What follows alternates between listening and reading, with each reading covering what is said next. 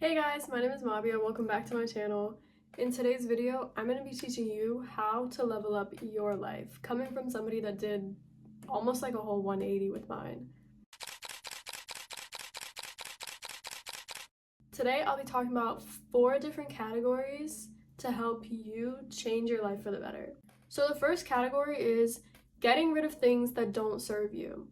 Whether this be people, opportunities, or careers or jobs, whatever it is, if something is not making you feel the best that you could be, it's time to get rid of it. So the easiest way to start with this category is to think of bad habits that you currently have. I want you to list out 3 bad habits that you have that you want to get rid of. And this is the first step of getting rid of the things in your life that have no purpose to you anymore. Get rid of these 3 first. That'll act as a catalyst for you to get rid of all the other bad habits that you have and replace them with good ones in time. Also, speaking of things that don't serve you, this can definitely apply to relationships with other people, or even if you feel like you're stuck in a spot job-wise, career-wise, school-wise, and you think you need a change. Now is the time to do it. You are never gonna regret taking a chance, but you will regret all the what ifs that you have when you're older. So if you have a relationship that you're questioning, or if you think you deserve a raise or something at your job, it doesn't hurt to ask. It doesn't hurt to analyze the situations that you're in, because you deserve so much better than what you put yourself through.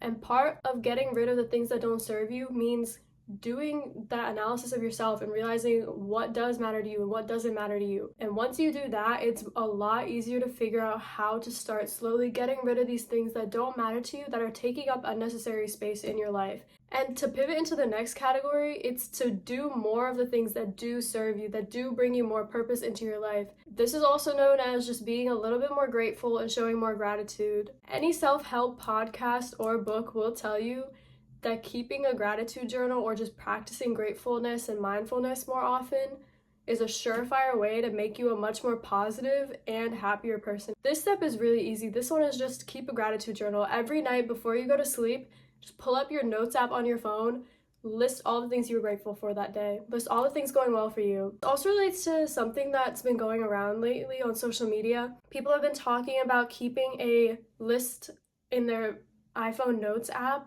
and you title it "Good Things Are Happening to Me All the Time."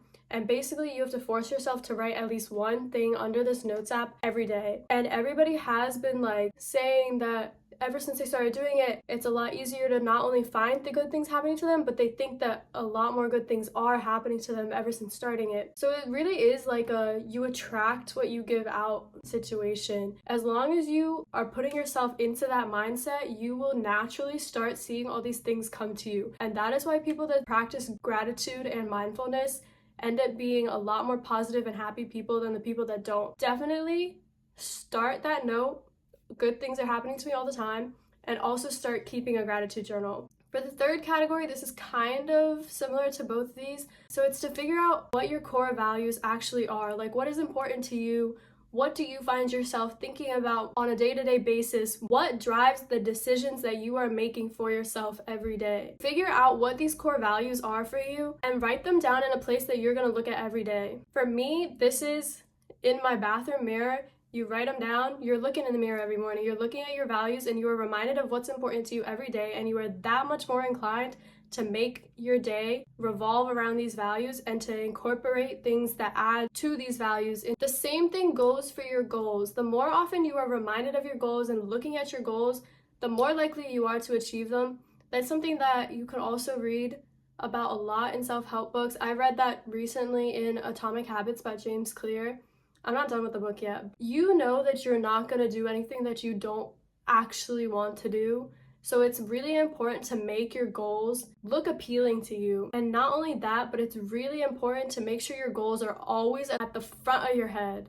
You should always be thinking about them. You should always be striving toward them. And what easier way to do that than looking at your goals in front of you every single day?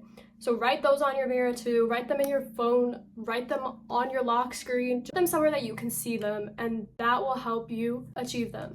Going back to writing down your goals, it's also important to write down right now what goals you have had for a while that you haven't achieved yet. Write those down, and then next to them, write down why you haven't achieved those goals yet. And then the key here is to simplify why. More often than not, the reasons why we haven't done what we said we were gonna do is because we look at it and it overwhelms us and we think it's near impossible. But really, all you need to do is look at it, break it down into steps, and complete one step at a time. I want you to take your why you haven't achieved your goals yet and make it into a list of how to achieve that goal. There is no point in writing future goals if you haven't completed your present ones. If you haven't completed your present ones, you're not going to complete your future ones either. What do you think is going to make you want to do this new set of goals you have if you haven't even been able to commit to the ones that you've been had? And the last category that I have is probably the most important if you're looking to change your life for the better, but it's to take care of yourself. Especially if you're a student, it's really easy to get burnt out, and it's almost like taking care of ourselves goes to the back of our heads. We don't place as much value as we should into taking care of ourselves. Now, this means anything as simple as getting some sunlight in every day, or just getting some physical movement in, whether that be like a quick walk or actually going to the gym and stuff. Make sure you're moving your body and make sure you're soaking in some sunlight. Obviously, also, you're supposed to be eating right. You're supposed to be taking your mental health days. Take care of yourself because nobody else will at the end of the day. You are in charge of you. You are the one that's going to change your life. Nobody else is going to come in and do it for you. And with that said, that also kind of has to do with not only having a lifestyle glow up, but a physical glow up.